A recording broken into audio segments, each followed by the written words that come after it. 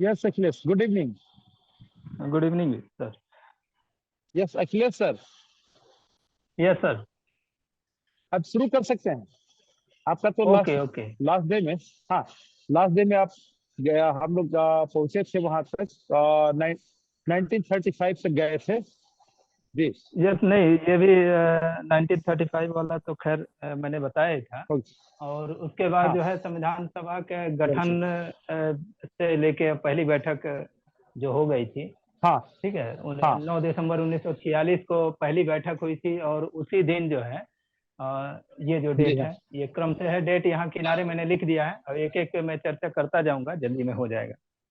तो हाँ 9 हाँ दिसंबर 1946 को मैंने बताया था कि इसी दिन पहली बैठक हुई थी और सच्चिदानंद सिन्हा जो है अस्थायी अध्यक्ष चुने गए। ठीक है। प्रोटेम स्पीकर जैसे होता है, प्रोटेम अध्यक्ष भी कई बार पूछ देता है कि संविधान सभा के प्रोटेम अध्यक्ष, जनरली नहीं पूछता लेकिन एक एग्जाम में पूछा है, कोई छोटा मोटा यस एग्जाम ही था उसमें पूछा था। तो मैंने कहा कि हो सकता है कभी इस तरीके से भी पूछ दे, तो याद रखिएगा वही सच्चिदानंद सिन्हा संविधान सभा के सबसे बुजुर्ग सदस्य थे। तो कोई ऐसा मतलब चुनाव नहीं हुआ था, उनको जो है बुजुर्ग सदस्य के नाते, और उनकी योग्यता तो खैर थी, संविधान सभा में जितने लोग थे योग्यता के आधार पर ही वो लोग चयनित किए गए थे। प्रांतीय विधानसभाओं द्वारा मैंने बताया था कि संविधान सभा के सदस्यों का चुनाव प्रांतीय विधानसभा सदस्यों द्वारा ही किया गया था। तो सच्चिदानंद सिन्हा अध्यक्ष चुन लिए गए। 11 दिसंबर को पुनः दूसरी जब बैठक हुई तो उस दिन जो है बाकायदे उन्हीं की अध्यक्षता में चुनाव हुआ और उस चुनाव द्वारा जो है डॉक्टर राजेंद्र प्रसाद स्थायी अध्यक्ष चुन लिए गए। डॉक्टर राजेंद्र प्रसाद स्थायी अध्यक्ष चुन लिए गए संविधान सभा के। 13 दिसंबर 1946 अगली डेट है। देखिए एक एक दिन गैप करके है, 9, 11, 13। 13 दिसंबर 1946 को जो है जवाहरलाल नेहरू ने और बताया था 11 दिसंबर 1946 को ही वी एन राव जो है ये संवैधानिक सलाहकार नियुक्त हुए। ठीक है, ये भी क्वेश्चन कभी पूछा भी जा सकता है कि संविधान सभा के संवैधानिक सलाहकार कौन थे, तो याद रखिएगा वी एन राव। 13 दिसंबर 1946 को मैंने अभी बताया कि जवाहरलाल नेहरू ने उद्देश्य प्रस्ताव प्रस्तुत किया। उद्देश्य प्रस्ताव पर ही हमारी उद्देशिका आधारित है। उस समय जिस रूप में प्रस्तुत किया गया उसमें विचार विमर्श हुआ, जो भी संशोधन करना था संशोधन हुआ, और संशोधन करने के बाद पुनः जो है ये 22 जनवरी 1947 को उद्देश्य प्रस्ताव स्वीकृत कर लिया गया। और उसी रूप में फिर जो है संविधान की उद्देशिका या प्रस्तावना मूल संविधान की आई। उसमें आप जानते हैं कि अभी हम लोग प्रस्तावना पढ़ेंगे तो वहां पे चर्चा करेंगे कि संशोधन हुआ फिर जिसके द्वारा जो है पंथ निरपेक्ष, समाजवादी, पंथ निरपेक्ष तथा एकता व अखंडता शब्द, ये 3 शब्द जोड़े गए। तो वहां अभी उद्देशिका जब पढ़ेंगे तो वहां पे हम चर्चा करेंगे। 29 अगस्त 1947 को ये गठन हुआ प्रारूप समिति का। प्रारूप समिति तो इस डेट पर तो अभी बाद में आएंगे। ये प्रारूप समितियां बहुत सारी गठित हुई थी संविधान के निर्माण के लिए, जिसमें संघ संविधान समिति, संघ शक्ति समिति और राज्य समिति, इन तीनों के अध्यक्ष थे जवाहरलाल नेहरू। इसी तरीके से प्रांतीय समिति, ये ध्यान दीजिएगा, एक राज्य समिति थी और एक प्रांतीय संविधान समिति थी, इन दोनों में कंफ्यूजन नहीं होना चाहिए। राज्य समिति के अध्यक्ष जवाहरलाल नेहरू थे, जबकि प्रांतीय संविधान समिति और मूल अधिकार एवं अल्पसंख्यक समिति। आपकी आवाज सर म्यूट है। ओके, अखिलेश सर आ गए। विजय दिल्ली में ही आजकल में आप?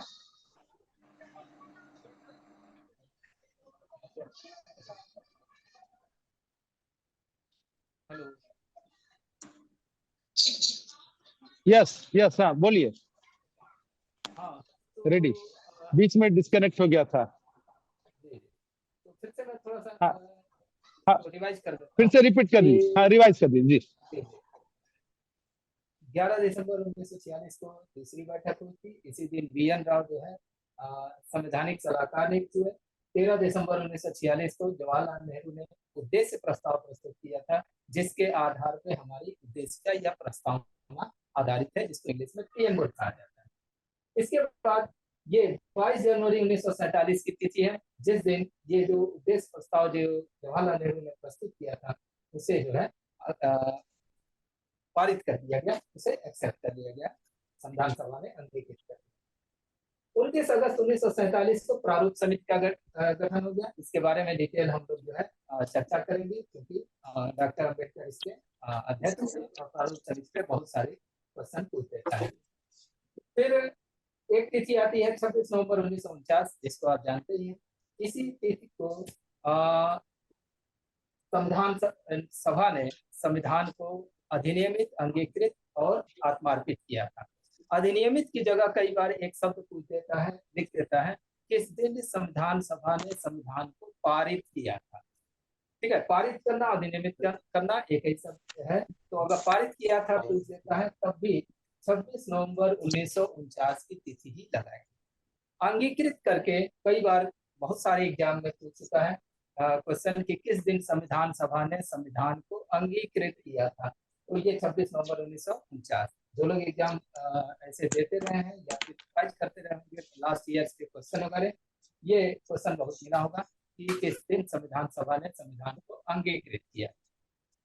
26 नवंबर 1949। आत्मार्पित करके कभी क्वेश्चन पूछा नहीं है, अगर कभी पूछ देता है तो यस याद रखिएगा, क्योंकि प्रस्तावना में लास्ट वर्ड्स ऐसे ही हैं कि इस संविधान को इसके द्वारा अधिनियमित, अंगीकृत और आत्मार्पित, ये चीज 3 शब्द वहां पे लिखा गया। इसके बाद एक तिथि आती है 24 जनवरी 1950। ध्यान दीजिएगा, 24 जनवरी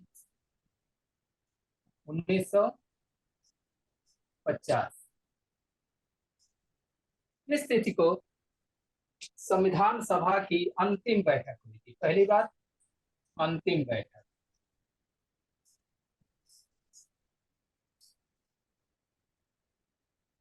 अंतिम बैठक इस तिथि को हुई थी। ठीक है, दूसरी बात कि संविधान सभा के 284 सदस्य, 284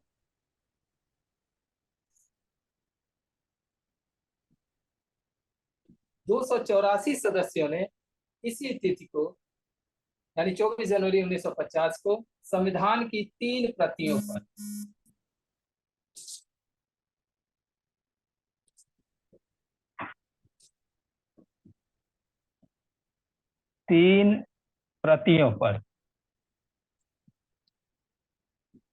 संविधान की 3 प्रतियों पर इन्होंने 284 सदस्यों ने हस्ताक्षर किए थे। तो ये एक क्वेश्चन पूछ दिया है कि संविधान सभा ने किस तिथि को संविधान पर हस्ताक्षर किया था। तो याद रखिएगा, ऑप्शन में ये भी दे देता है, इस दिन पारित हुआ था, अधिनियमित हुआ था, अंगीकृत हुआ था, जो भी मैंने अभी बता दिया किस किस तरीके से क्वेश्चन पूछे, लेकिन हस्ताक्षर इस तिथि को नहीं हुआ था। हस्ताक्षर 24 जनवरी 1950 को हुआ था। ये क्वेश्चन पूछा हुआ है, तो याद रखिएगा संविधान सभा की अंतिम बैठक हुई थी और 284 सदस्यों ने 3 प्रतियों पर हस्ताक्षर किए थे।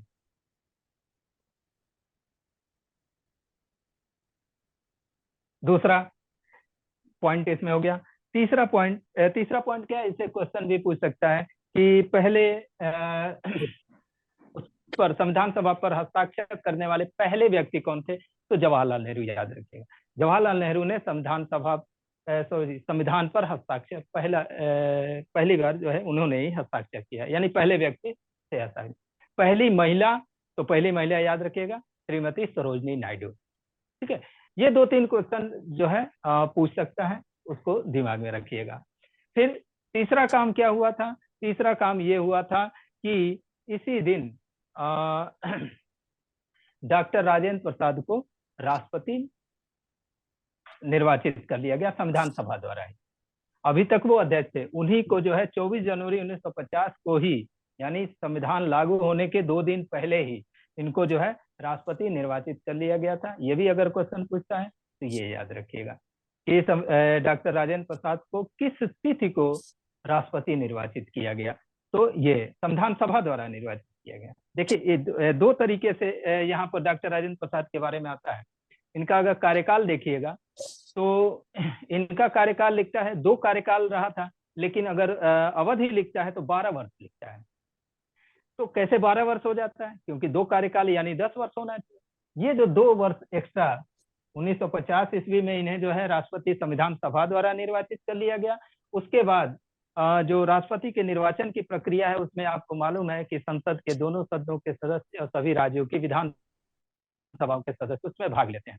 तो उस समय न तो संसद थी, क्योंकि ऐसा कोई निर्वाचन तो हुआ नहीं था संविधान के अनुसार, न विधानसभाएं का निर्वाचन हुआ था संविधान के अनुसार। इस संविधान जो वर्तमान हम लोग का संविधान है, इसके अनुसार न लोकसभा राज्यसभा का निर्वाचन हुआ था, न प्रांतों की विधानसभाओं का निर्वाचन हुआ था। ठीक है, और भाग कौन लेता है राष्ट्रपति के निर्वाचन? यही लोग। तो जब 1952 में चुनाव हो गया लोकसभा, राज्यसभा और सभी राज्यों की विधानसभाओं का, तो फिर से अब संविधान में जो प्रक्रिया है राष्ट्रपति के निर्वाचन की, उस प्रक्रिया के अनुसार जब निर्वाचन हुआ तो 1952 में पुनः डॉक्टर राजेंद्र प्रसाद निर्वाचित हुए राष्ट्रपति। ठीक है, तो इस तरीके से 2 वर्ष ये जो रहता है, और उसके बाद जो है 1952 के बाद उनको जो है जब इसके अनुसार निर्वाचित किया तो 2 कार्यकाल उनका रहता है। तो 10 और 2 ये 12 साल उनका कार्यकाल लिखता है। चौथी चीज इसमें क्या हुई थी कि जो है राष्ट्रगान को इसी तिथि को अपनाया गया। राष्ट्रगान को याद रखिएगा 24 जनवरी 1950 को अपनाया गया। ये 4 पॉइंट्स याद रखिएगा जिससे क्वेश्चन पूछता है। यहाँ पर थोड़ा सा पीछे एक पॉइंट छूट गया था, जो अभी वो ऑफ हो गया था, तो उस समय जो है मैं चर्चा कर रहा था, उसको मैं फिर से बता दूं। 26 नवंबर 1949 को संविधान के प्रारंभ की तिथि भी कहा जाता है। विधि दिवस के रूप में तो मनाया ही जाता है, ये आप जानते ही हैं। संविधान के प्रारंभ की तिथि एक संविधान लागू होने की तिथि है, जो अभी 26 जनवरी 1950 अभी जानते ही हैं, जो हम लोग का रिपब्लिक डे है। लेकिन 26 नवंबर 1949 संविधान प्रारंभ होने की तिथि। इस पर मैं उदाहरण एक दे रहा था कि अगर आप ये प्रारंभ की तिथि इसको क्यों कहा जाता है कि 16 अनुच्छेद जो भी तैयार किया गया था संविधान, उसमें के 16 अनुच्छेद इसी तिथि को लागू हो गए। 16 अनुच्छेद इसी तिथि को लागू हो गए। यहाँ पे ऐसे बस शॉर्ट में लिख दे रहा हूँ, 16 अनुच्छेद लागू। इसी तिथि को जो है 26 नवंबर 1949 को 16 अनुच्छेद लागू हो गए। इसी कारण से इसको जो है संविधान के प्रारंभ की तिथि कहा जाता है। इन 16 अनुच्छेदों में तमाम सारे अनुच्छेद थे, और नागरिकता वाले जो अनुच्छेद हैं, जो 5 से लेके 11 तक हैं, अनुच्छेद 5 से लेके अनुच्छेद 11 तक, वो नागरिकता वाले अनुच्छेद इसी तिथि को लागू हो गए थे। तो अनुच्छेद 5 में अगर आप देखिएगा, अगर उसकी भाषा पढ़िएगा, तो उसमें लिखा है इस संविधान के प्रारंभ पर, ऐसे स्टार्टिंग है उसकी। तो इस संविधान के प्रारंभ पर लागू उसी दिन हो रहा है, तो इसी कारण से इसको संविधान के प्रारंभ की तिथि भी कहा जाता है। तो अगर कभी आपसे क्वेश्चन पूछ देता है आपको कंफ्यूज करने के लिए या फिर जानने के लिए, कंफ्यूज क्या, एकदम क्लियर कट है, इसमें कंफ्यूज करने वाली बात नहीं है, जानने के लिए कि संविधान का प्रारंभ कब हुआ था, 26 नवंबर 1949 को, और संविधान लागू कब हुआ, 26 जनवरी 1950। ठीक है, तो ये 24 जनवरी 1950 मैंने बता दिया, 26 नवंबर 1949 बता ही दिया। इसके बाद 26 जनवरी 1950 को संविधान लागू हो गया। हम आप जानते ही हैं, भारत गणतंत्र बन गया और रिपब्लिक डे मनाते हैं हम लोग। ये रहा कुछ तिथियों के बारे में संविधान निर्माण से संबंधित जो प्रमुख तिथियां। अभी मैंने चर्चा की प्रारूप समिति की। प्रारूप समिति का गठन मैंने बता दिया 29 अगस्त। गठन क्यों हुआ था? जो वीएन राव थे, जो संवैधानिक सलाहकार थे, राव, इन्होंने संविधान का प्रारूप तैयार किया था। उसी प्रारूप पर विचार करने के लिए ये प्रारूप समिति गठित की गई डॉक्टर भीमराव अंबेडकर की अध्यक्षता में। प्रारूप समिति का गठन जो है भीमराव अंबेडकर की अध्यक्षता में 29 अगस्त 1947 ईस्वी को किया गया, और वीएन राव द्वारा तैयार प्रारूप पर विचार करने के लिए ये गठन किया गया। संवैधानिक सलाहकार थे ये BN राव। तो प्रारूप समिति के कुल कितने सदस्य थे? 7 सदस्य संख्या प्रारूप समिति यहां लिख दे रहे हैं।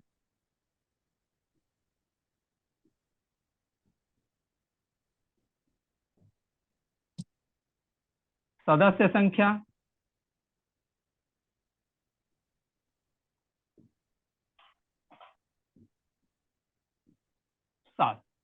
7 सदस्य थे टोटल, अध्यक्ष को मिला के, डॉक्टर भीमराव अंबेडकर को मिला के टोटल जो है 7 सदस्य थे।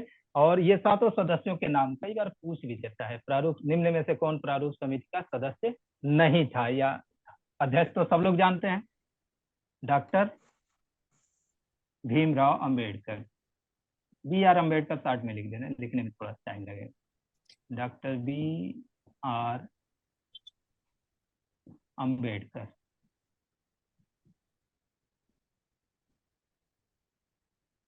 पहले सदस्य अध्यक्ष थे, ये अध्यक्ष यहाँ लिख सकते हैं, अध्यक्ष। दूसरे सदस्य थे KM मुंशी।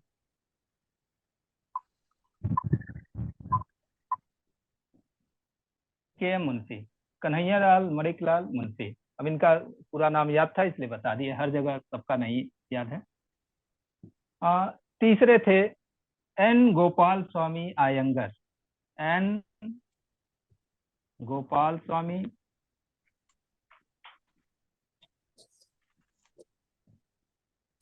आयंगर। चौथे सदस्य थे अल्लादी कृष्णा स्वामी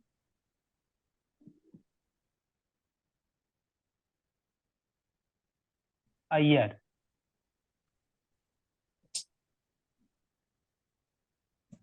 पांचवें सदस्य थे सैयद मोहम्मद सादुल्ला। सैयद मोहम्मद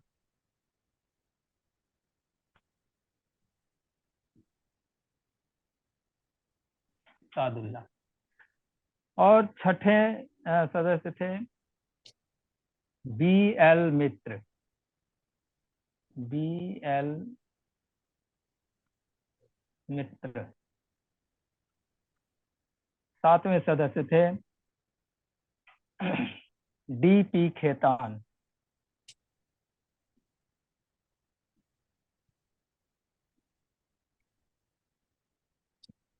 ये 7 सदस्य थे, डॉक्टर अम्बेडकर, KM मुंशी, ये लोग। इसमें से ये तो अध्यक्ष हो गए। KM मुंशी जो है एकमात्र मूल रूप से कांग्रेसी सदस्य थे, बाकी लोग कांग्रेस से मूल रूप से नहीं जुड़े थे। यहाँ पर एक और चीज जाननी जरूरी है कि BL मित्र इन्होंने इस्तीफा दे दिया था, जो भी कारण रहे हो, इन्होंने इस्तीफा दे दिया। तो इनके स्थान पे N माधव राव, इनके स्थान पर बाद में N माधव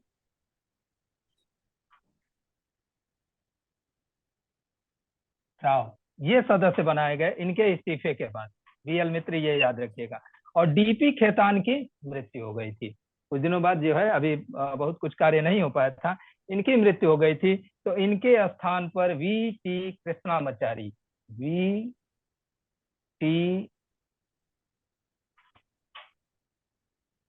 कृष्णामाचारी,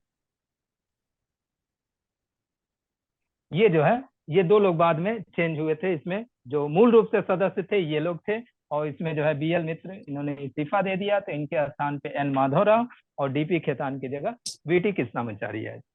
ठीक है, तो ये प्रारूप समिति का टोटल संगठन था, यानी सदस्य संख्या टोटल, उसमें कौन कैसे के था।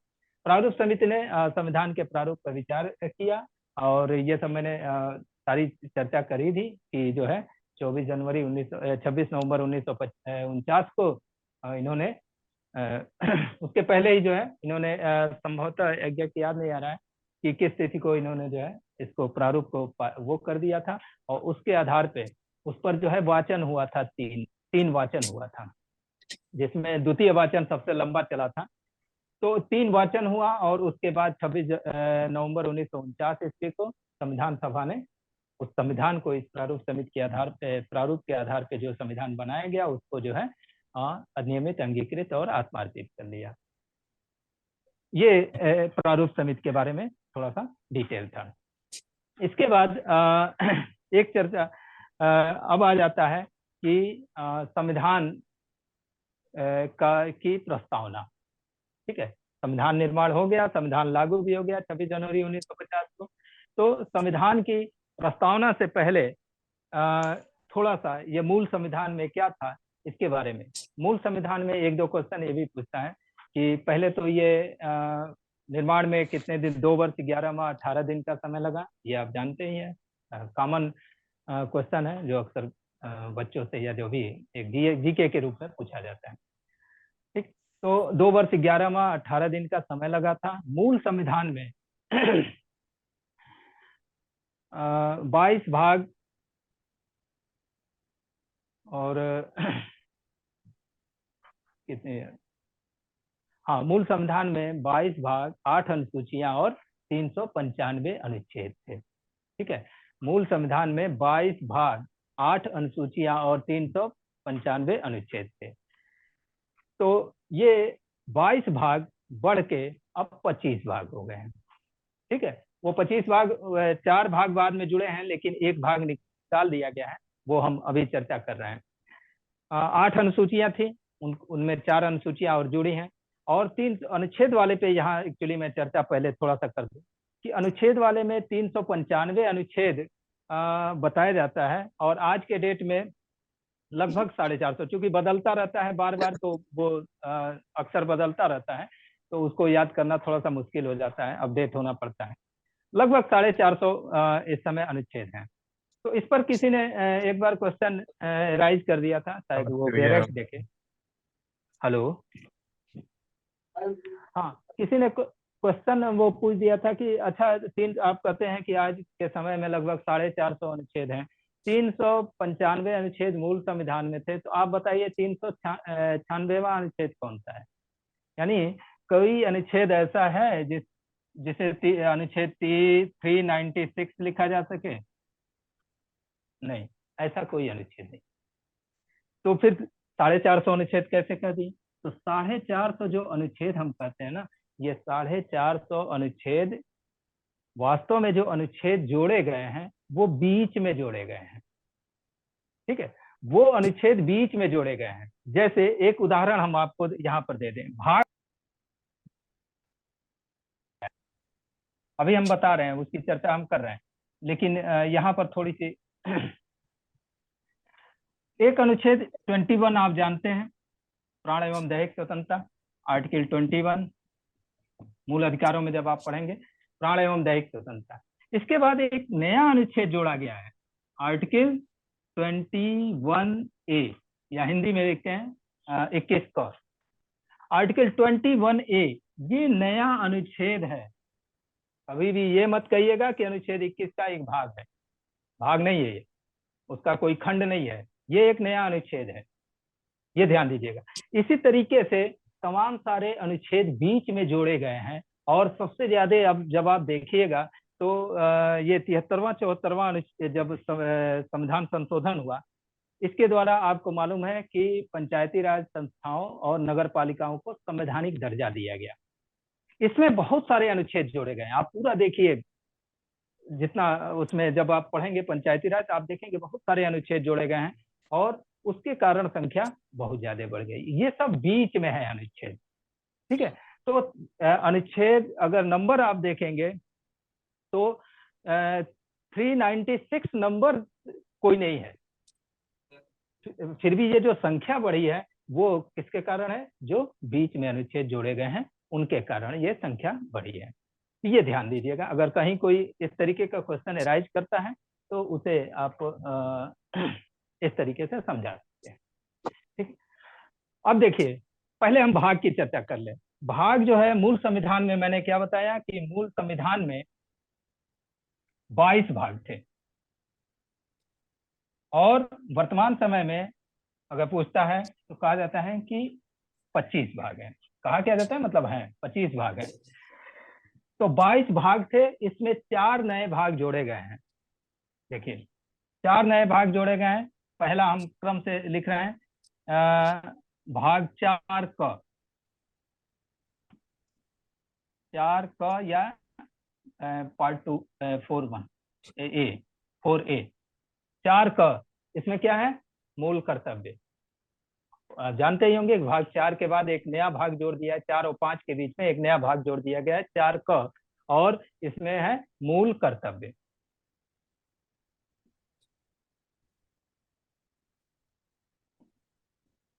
यानी भाग 4 में दिया गया है नीति निर्देशक सिद्धांत, ठीक है, और उसके बाद भाग 5 है संघ की कार्यपालिका, विधायिका, न्यायपालिका, और लेकिन इन दोनों के बीच में एक नया भाग जोड़ दिया गया 4 का, जिसमें मूल कर्तव्य। किस संविधान संशोधन द्वारा? 42वें संविधान संशोधन, ये आप जानते हैं 1976।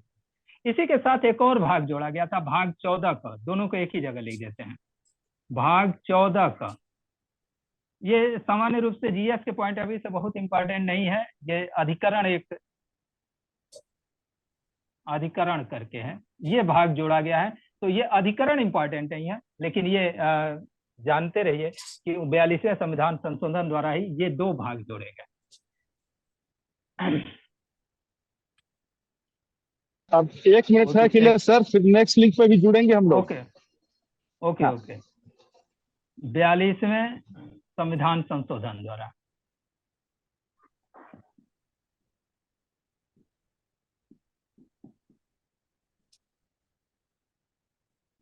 ये 42वें संविधान संशोधन द्वारा ये 2 भाग जोड़े गए। इसके बाद 2 भाग और हैं, 9 का।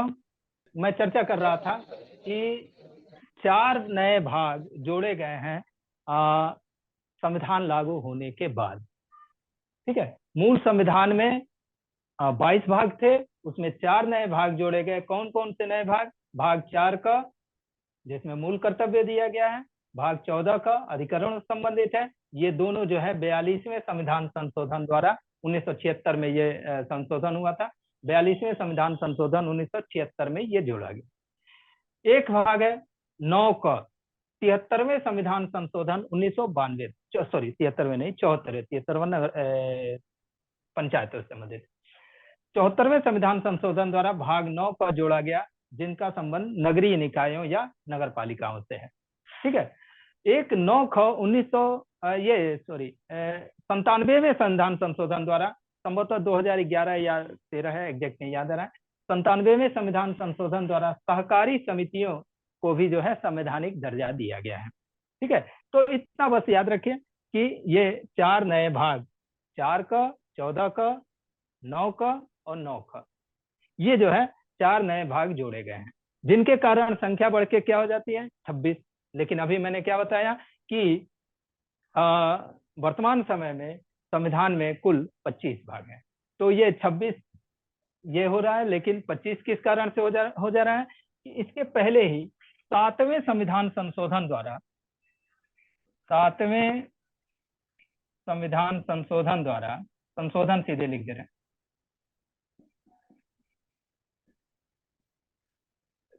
7वां संविधान संशोधन हुआ था 1956 में।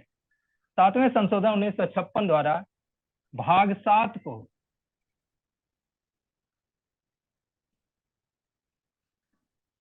निरसित कर दिया गया।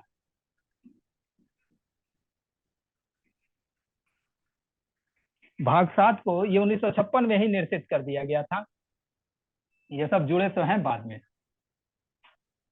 तो ये भी याद रखिएगा कि संविधान लागू होने के बाद एकमात्र भाग जो संविधान से निरसित किया गया है, संविधान से निकाला गया है, जिस भी रूप में पूछे, एकमात्र भाग है वो है भाग 7, इसको निकाल लिया गया है। तो टोटल इस समय जो भाग की संख्या है वो है 25, ठीक है। ये याद रखिएगा, 7वें संविधान संशोधन द्वारा भाग 7 को निकाल दिया गया था, 4 नए भाग जोड़े गए थे। वो 4 नए भाग कौन कौन से हैं? भाग 4 का, भाग 14 का, भाग 9 का, भाग 9 का। क्रम से अगर है, भाग 4 का, भाग 9 का, भाग 9 का और भाग 14 का, ये चारों जो है संविधान में जोड़े गए हैं और 7वें संशोधन 1956 द्वारा भाग 7 को निरसित किया गया है।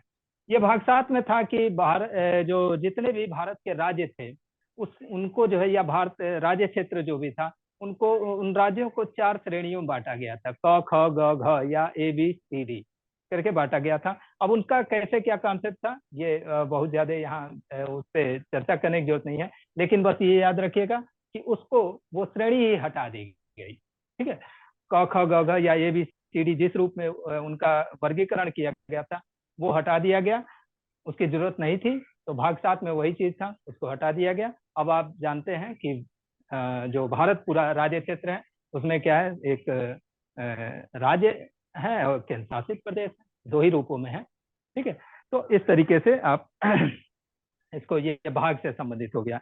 इसके बाद अनुसूचियां, 8 अनुसूचियां थी मूल संविधान में और ये बढ़ के हो गई हैं 12। इसमें पहली जो सबसे पहले जोड़ा गया 9वीं अनुसूची जो जोड़ी गई 1951 ईस्वी में, 9वीं अनुसूची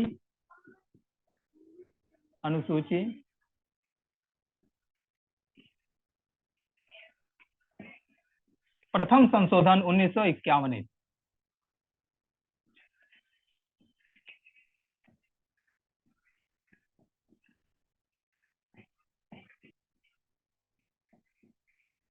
ये है 9वीं अनुसूची। पहले ही देखिए 1950 में संविधान लागू हुआ और पहला संशोधन हो गया था 1951 ईस्वी में ही पहला संशोधन हो गया था। बहुत सारे और भी चीजें हुई, लेकिन 9वीं अनुसूची, अगर अनुसूचियों की बात करें तो 9वीं अनुसूची इसी संविधान संशोधन द्वारा जो है संविधान में जोड़ दी गई। उसके बाद 10वीं अनुसूची, 10वीं अनुसूची आप जानते हैं बहुत चर्चा में रहता है, गलबदल अधिनियम से संबंधित है। ये 52वें संशोधन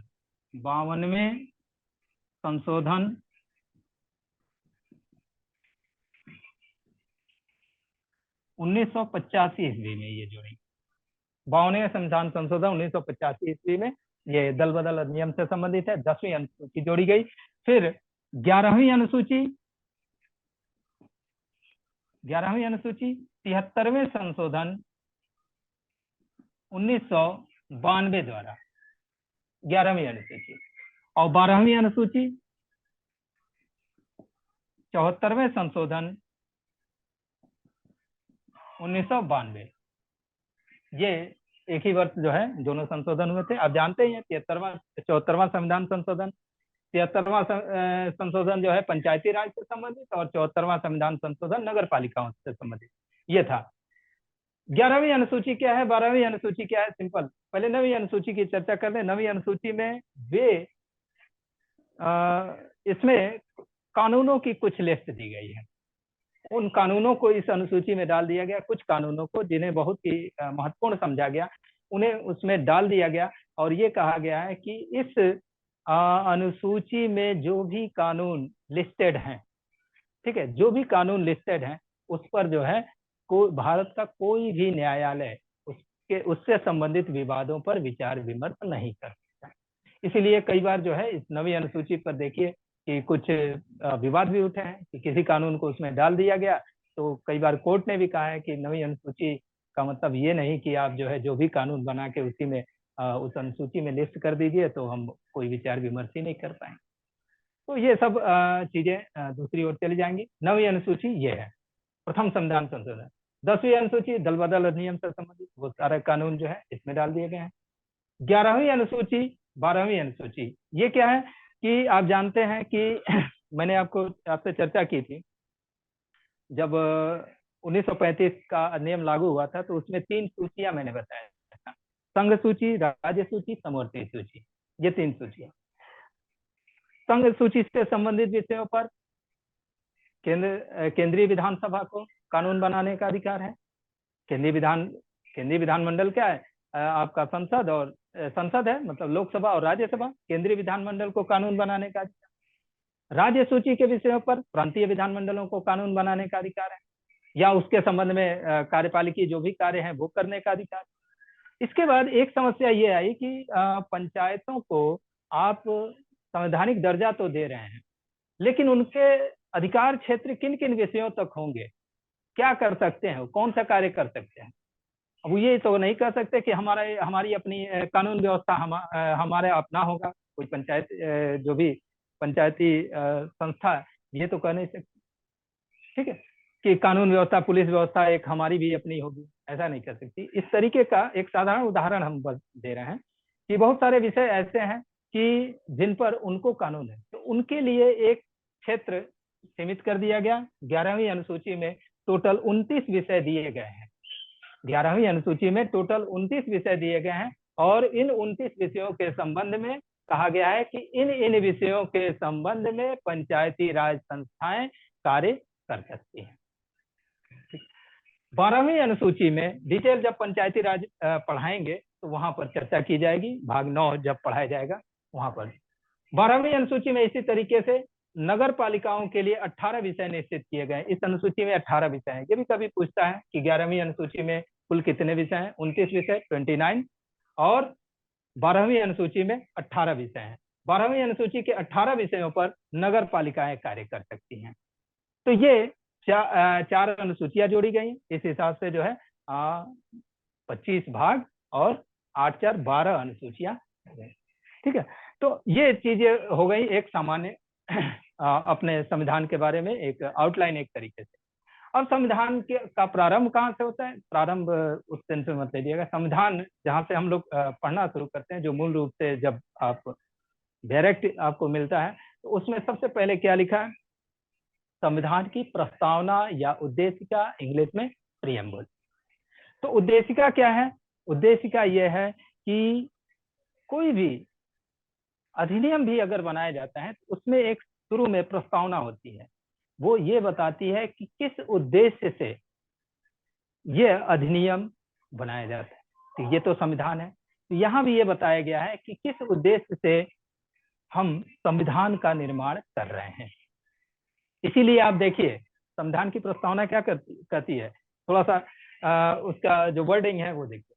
हम भारत के लोग भारत को एक संपूर्ण प्रभुत्व संपन्न समाजवादी पंथ निरपेक्ष लोकतंत्रात्मक गणराज्य बनाने के लिए और उसके समस्त नागरिकों को सामाजिक आर्थिक राजनीतिक न्याय, विचार अभिव्यक्ति, विश्वास, धर्म और उपासना की स्वतंत्रता, प्रतिष्ठा और अवसर की समानता और उन सब में व्यक्ति की गरिमा और राष्ट्र की एकता व अखंडता सुनिश्चित करने वाली बंधुता बढ़ाने के लिए, ये के लिए शब्द याद रखें, अपनी इस संविधान सभा में आज तारीख 26 नवंबर 1949 को दृढ़ संकल्प होकर, ये शुरू में थोड़ा सा वर्डिंग इस है, अपनी इस संविधान सभा में दृढ़ संकल्प होकर आज तारीख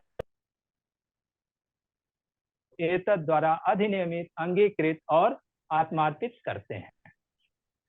ये चीज, ये वर्डिंग है।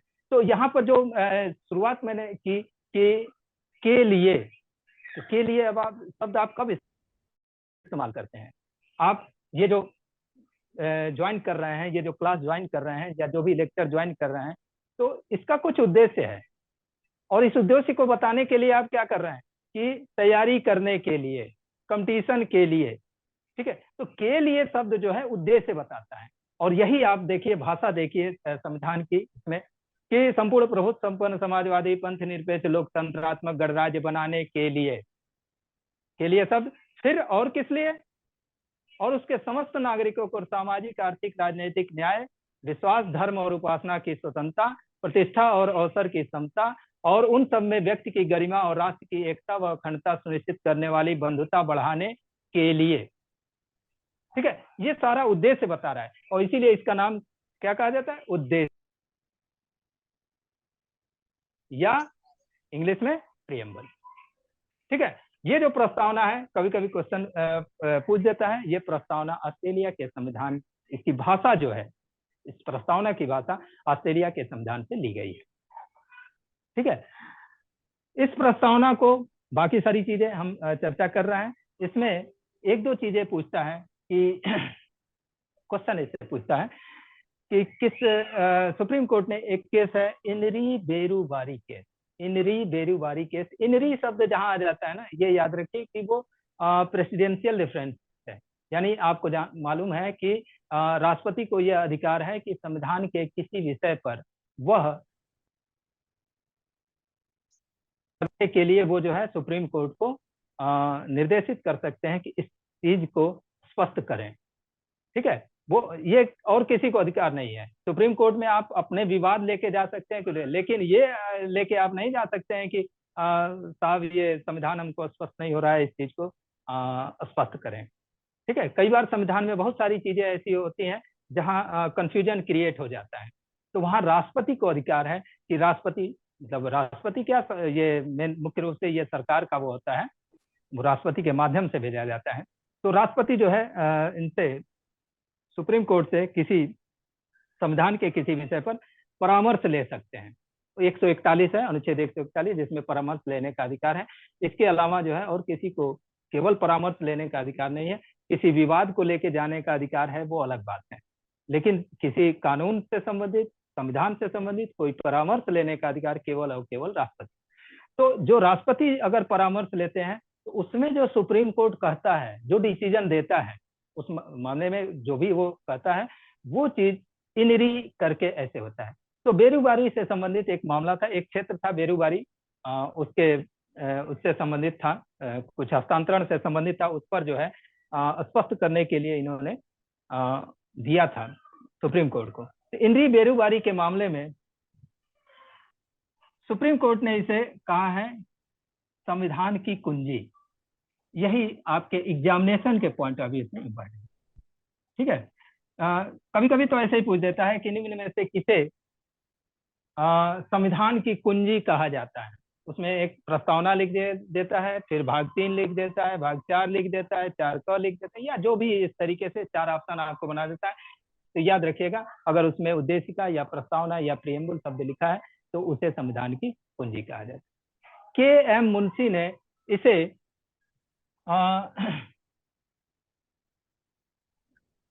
संविधान की जनपत्री कहा है। जनपत्री शब्द इस्तेमाल किया संविधान की, या कुछ ऐसे कहा है। जनपत्री शब्द याद रखिएगा, के एम मुंशी ने कहा है, के एम मुंशी। यह भी शब्द मतलब पूछता रहता है कि ये किसने कहा था। एक और चीज, एक संविधान की आत्मा शब्द आता है। ठीक है, संविधान की आत्मा शब्द को लेकर कई बार जो है कुछ कंफ्यूजन हो जाता है, और ये ध्यान दीजिएगा कि कई जगह कहा गया है। ठीक है, कई जगह के मतलब 2 जगह तो एकदम ध्यान दीजिएगा। एक तो बी आर अम्बेडकर ने कहा है, वो उन्होंने अनुच्छेद 32 को संविधान की आत्मा कहा है।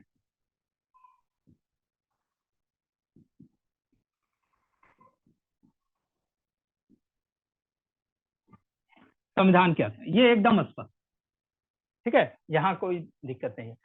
बी आर अम्बेडकर ने अनुच्छेद 32 को संविधान की आत्मा कहा है। लेकिन ये ध्यान दीजिएगा कि एक जगह सुप्रीम कोर्ट ने भी इस प्रस्तावना को संविधान की आत्मा कहा है। प्रस्तावना को भी संविधान की आत्मा कहा गया है।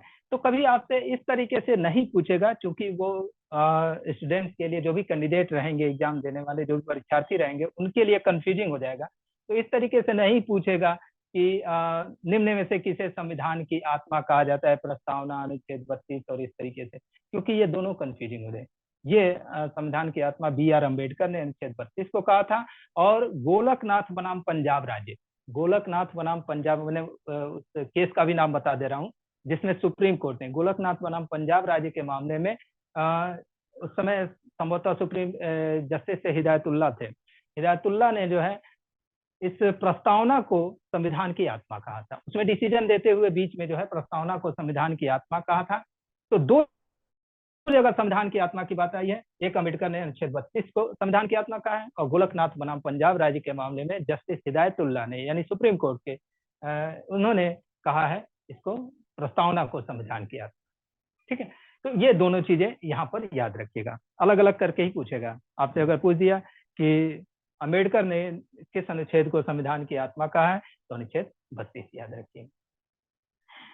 ठीक है, प्रस्तावना। और इसके बाद प्रस्तावना में ये 2-3 चीजें हो गई जिनके बारे में जो है संविधान की प्रस्तावना के संबंध में ये पूछता है। इसके बाद संविधान की प्रस्तावना के संबंध में और कौन कौन से क्वेश्चन पूछ चुका है या क्या क्या पूछ सकता है, उसके हम चर्चा कर देते। संविधान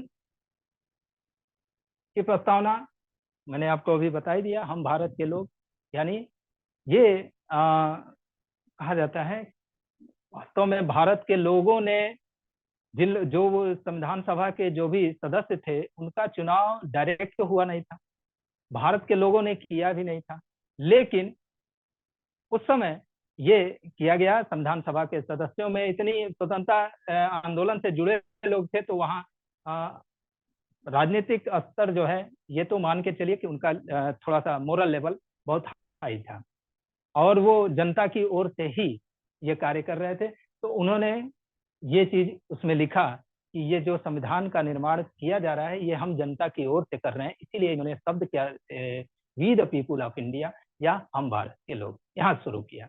तो संविधान का स्रोत अगर पूछता है तो यहाँ आप लिख लीजिएगा हम भारत के लोग, भारत के लोग ये हैं संविधान के स्रोत। दूसरा क्वेश्चन अगला क्या पूछता है कि ये जो शुरुआती प्रारंभिक शब्द हैं इनका सही क्रम, ठीक है। तो ये क्रम आप निश्चित रूप से एकदम याद कर जाइएगा, जैसे भी याद कीजिए, हम तो ऐसे ही याद किए हैं। भारत को एक संपूर्ण प्रभुत्व संपन्न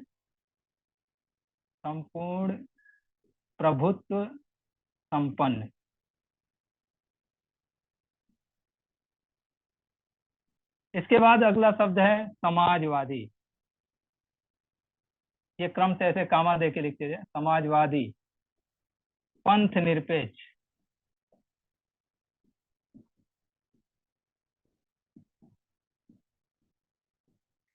और लोकतंत्रात्मक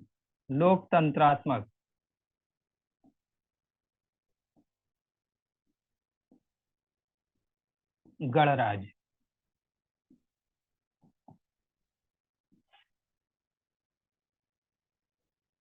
ये 5 1 2 3 4 5 शब्दों को क्रम से देकर 4 ऑप्शन बना देता है, इसी में क्रम इधर उधर कर देता है और कहता है कि सही क्रम क्या है।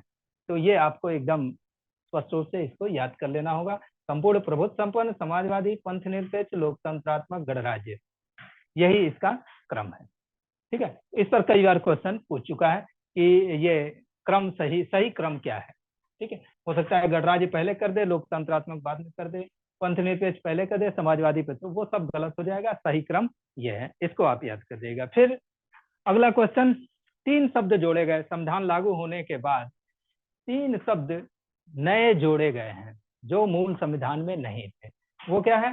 समाजवादी, पंथ निरपेक्ष और पैरा 6 में जोड़ा गया है भारत एकता व अखंडता। एकता और अखंडता,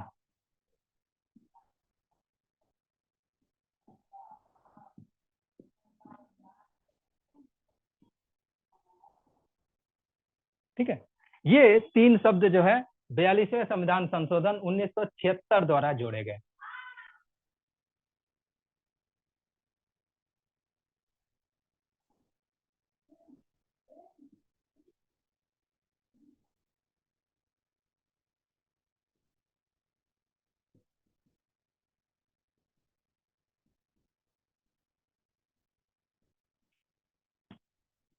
बयालीसवें संशोधन 1976 द्वारा ये 3 शब्द, समाजवादी, पंथ निरपेक्ष, एकता व अखंडता, ये 3 शब्द जोड़े गए 42वें संशोधन द्वारा 1976। तो ये तीनों शब्द आप याद रखेंगे। और दूसरी चीज, इनको किन किन तरीकों से पूछ सकता है इस पर भी ज्यादा ध्यान दीजिए। अगर आपसे कभी पूछ देता है इस तरीके से, निम्न में से ऐसे पूछे, संविधान की प्रस्तावना में निम्न में से कौन से शब्द मूल संविधान में नहीं थे, तो ये तीनों शब्द मूल संविधान में नहीं थे। मूल संविधान कौन सा है? मूल संविधान वो है जो जिस रूप में 26 जनवरी 1950 को संविधान लागू हुआ, जो बातें जैसे उसमें थी वही मूल संविधान है। उसके बाद से तो संशोधन शुरू हुए। तो मूल संविधान की प्रस्तावना जो 26 जनवरी 1950 से लेकर 1976 ईस्वी तक जैसे थी वही मूल संविधान की प्रस्तावना थी, ठीक है। उनमें ये 3 शब्द ये 1976 ईस्वी में जोड़े जाते हैं। तो मूल संविधान में ये तीनों शब्द नहीं थे, मूल संविधान की प्रस्तावना में ये तीनों शब्द नहीं थे। तो इस तरीके से अगर क्वेश्चन पूछता है कि निम्न में से कौन से शब्द या कौन सा शब्द मूल संविधान की प्रस्तावना में नहीं था, समाजवादी, पंथ निरपेक्ष, एकता व अखंडता, उपरोक्त सभी, तो ये उपरोक्त सभी जो है ये मूल संविधान की प्रस्तावना में नहीं थे। या दूसरे तरीके से पूछता है कि ऑप्शन दूसरे तरीके से देता है, मूल संविधान में नहीं था संपूर्ण प्रभुत्व संबंध, लोकतंत्रात्मक, पंथ निरपेक्ष, गणराज्य, तो केवल पंथ निरपेक्ष मूल संविधान की प्रस्तावना में नहीं था। या इसका उल्टा चलिए इसी तरीके से इसको दिमाग में रखिएगा कि ये अगला ये चीज मैंने शुरू में ही चर्चा कर दिया कि इसमें ही प्रस्तावना में ही ये वो तिथि लिखी गई है 26 नवंबर 1949 वाली। क्या कहा गया है कि दृढ़ संकल्प होकर अपनी इस संविधान सभा में आज तारीख 26 नवंबर 1949 को इस संविधान को एतद द्वारा अधिनियमित, अंगीकृत और आत्मार्पित करते हैं। ठीक है, तो अधिनियमित, अंगीकृत और आत्मार्पित। अंगीकृत वाला क्वेश्चन बहुत बार पूछा है, किस तिथि को? 26 नवंबर 1949। ठीक है, अब यहाँ पर एक चीज और बता रहे हैं, ये 26 नवंबर 1949 के बाद लिखा है मिति मार्ग शीर्ष शुक्ल सप्तमी, थोड़ा याद कर लिए हैं, मिति मार्ग शीर्ष शुक्ल सप्तमी 2006 विक्रमी। तो 2006 विक्रमी का मतलब कि विक्रम संवत के अनुसार 2006 ईस्वी, ईस्वी नहीं कहेंगे, ईस्वी तो फिर 2006 विक्रमी ये हो जाएगा। तो विक्रम ऐसे पूछ देगा कि विक्रम संवत के, ऐसे क्वेश्चन पूछा है कि विक्रम संवत के अनुसार भारत का संविधान किस तिथि को अंगीकृत किया गया, या ऐसे पूछा है क्वेश्चन जो एग्जैक्ट अब याद आ रहा है कि पूछा है कि भारत का संविधान अंगीकृत किया गया, लेकिन ऑप्शन में क्या दिया है, सब विक्रमी लिया है, 2004 विक्रमी, 2006 विक्रमी, 2008 विक्रमी, इस तरीके से, या विक्रम संवत 2006, विक्रम संवत 2008। तो ये याद रखिएगा कि विक्रम संवत 2006 के अनुसार जो को ये संविधान अंगीकृत किया गया या नियमित किया गया या आत्मार्पित किया गया। तो ये कैसे, थोड़ा सा यहाँ पर इसकी चर्चा कर दें, थोड़ा सा इतिहास का विषय हो जाएगा, लेकिन जानते रहिए अगर इस तरीके से क्वेश्चन संविधान से भी पूछ देता है कि विक्रम संवत के अनुसार भारत का संविधान लागू हुआ, या विक्रम संवत के अनुसार छोड़ दीजिए लागू हुआ, हो सकता है उसमें वही संवत आ जाए क्योंकि मंथ का थोड़ा सा दिक्कत हो जाएगी, हो सकता है 2006 विक्रमी ही आए वो कैलकुलेशन करने में, लागू होने में भी, और ईस्वी संवत के अनुसार 49-50 हो जा रहा है, लेकिन ध्यान दीजिएगा 2 ही महीने का अंतर हो रहा है। तो विक्रम संवत के अनुसार हो सकता है कि वो भी 2006 विक्रमी हो जाए और ये भी संविधान जो अंगीकृत किया गया ये भी 2006 विक्रमी। लेकिन अगर आपसे पूछ देता है कि विक्रम संवत के अनुसार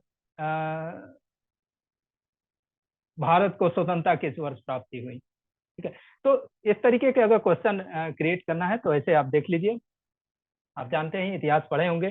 तो विक्रम संवत कब प्रारंभ हुआ था? विक्रम संवत जो है 57 ईसा पूर्व में प्रारंभ हुआ था।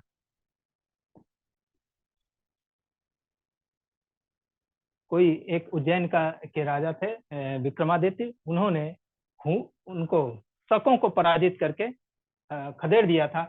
तो उसी उपलक्ष्य में जो है 57 ईसा पूर्व में उन्होंने एक संवत प्रारंभ किया जिसे विक्रम संवत कहा जाता है। तो 57 ईसा पूर्व का अब इसलिए जो है अगर ईस्वी सन को, किसी भी ईस्वी सन को अगर विक्रम संवत में कन्वर्ट करना है तो मान लीजिए 2023 है,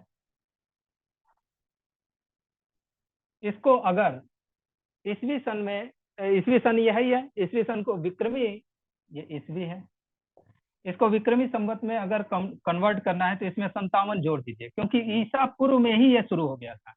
तो इतने साल ईसा के, ईस्वी संवत के, और इसके पहले के 57 साल, ये इनको जब जोड़ देंगे आप 57 जोड़ देंगे तो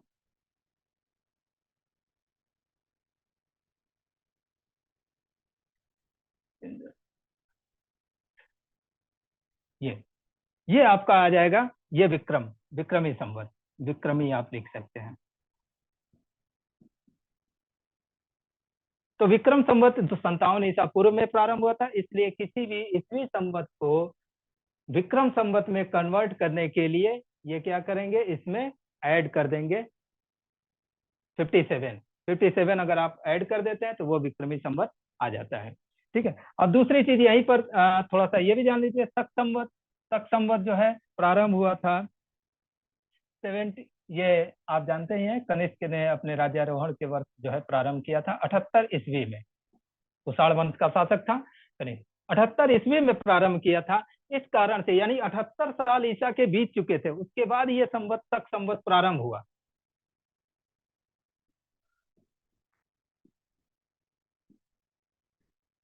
शक संवत 78 ईस्वी में प्रारंभ हुआ, तो जो भी अगर ईस्वी संवत को शक संवत में कन्वर्ट करना है तो क्या करेंगे, उसमें से माइनस कर देंगे 78 को।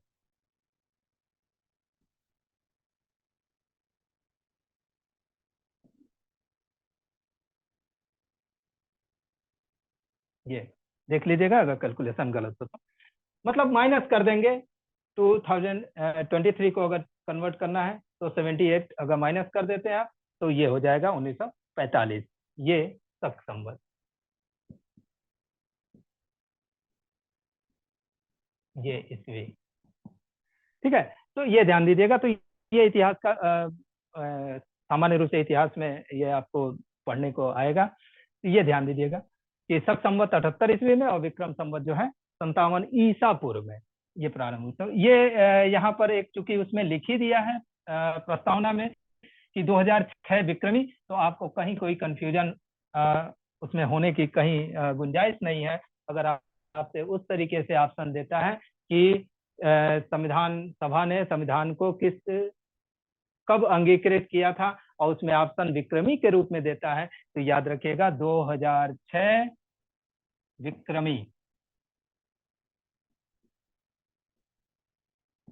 या तो ऐसे लिखा रहेगा या लिखा रहेगा विक्रम संवत 2006। ठीक है, ये ध्यान दीजिएगा। तो प्रस्तावना से संबंधित इतनी बातें जो है सामान्य रूप से एग्जामिनेशन के पॉइंट ऑफ व्यू से आप दिमाग में रखिएगा। ठीक है, इसके बाद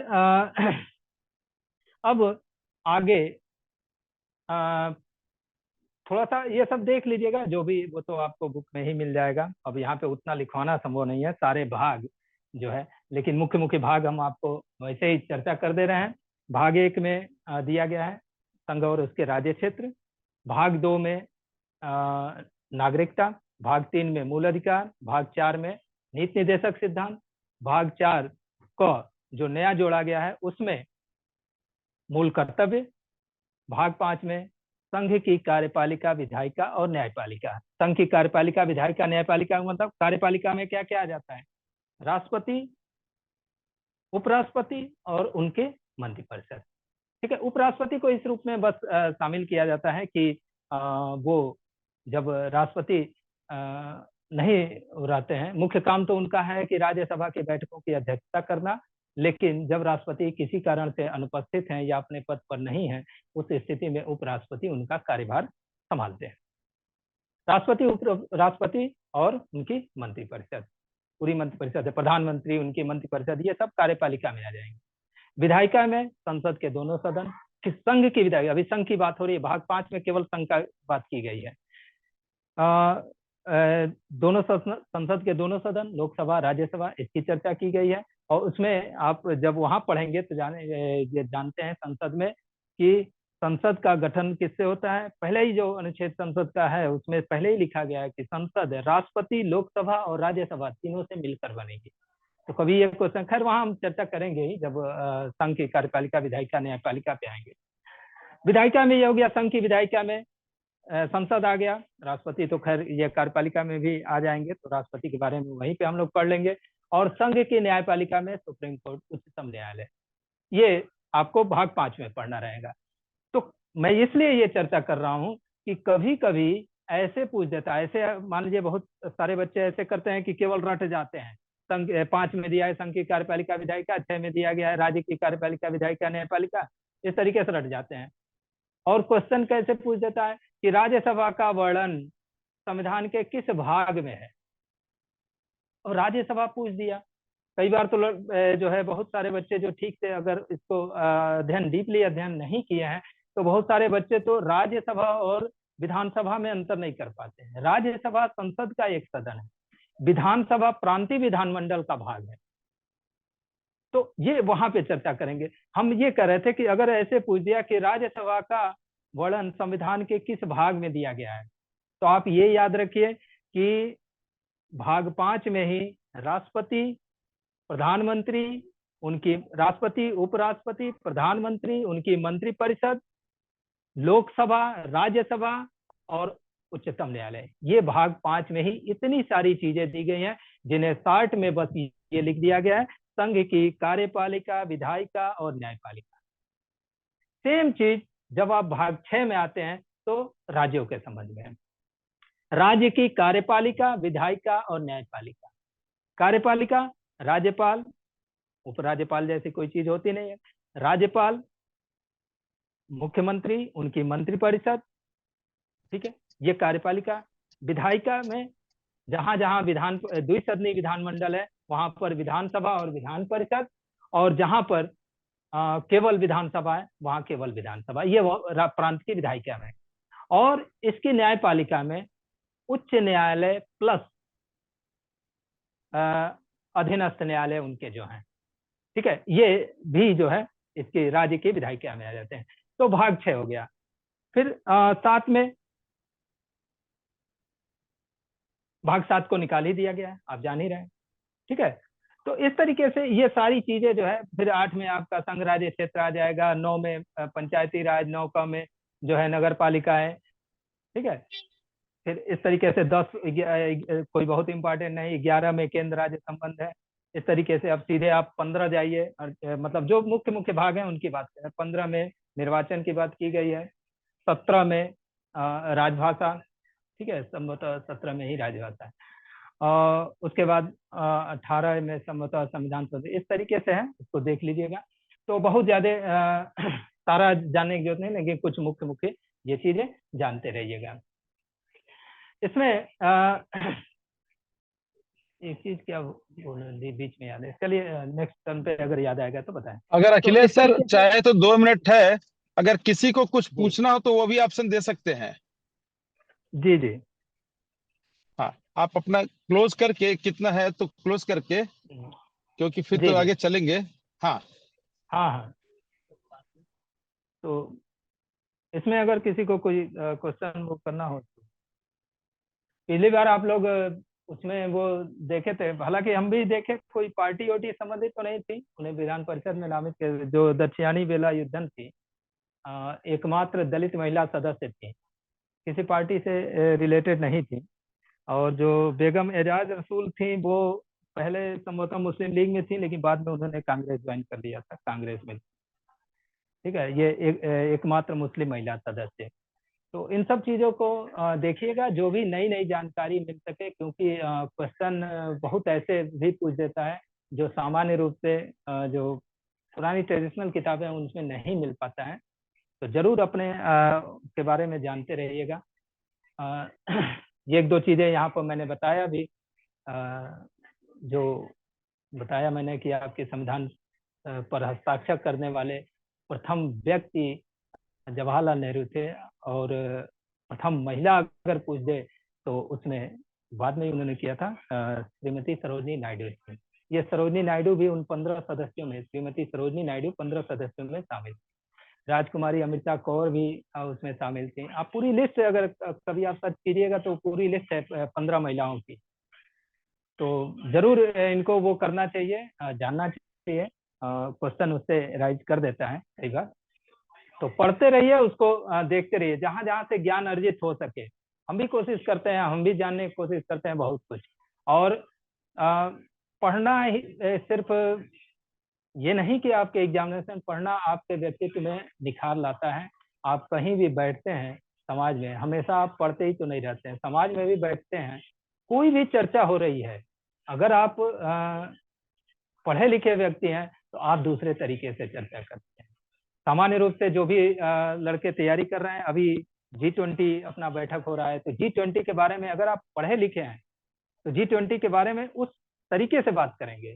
बाकी तो सामान्य एक वो टीवी उवी पे देख के तो बहुत लोग अपना बात करेंगे ही, लेकिन आप पूरा G20 संगठन के बारे में बात करेंगे कि कैसे क्या उसका संगठन है, क्या उसकी प्रक्रिया है, कैसे अध्यक्ष उसके जो है एक रोटेशन में बनते रहते हैं।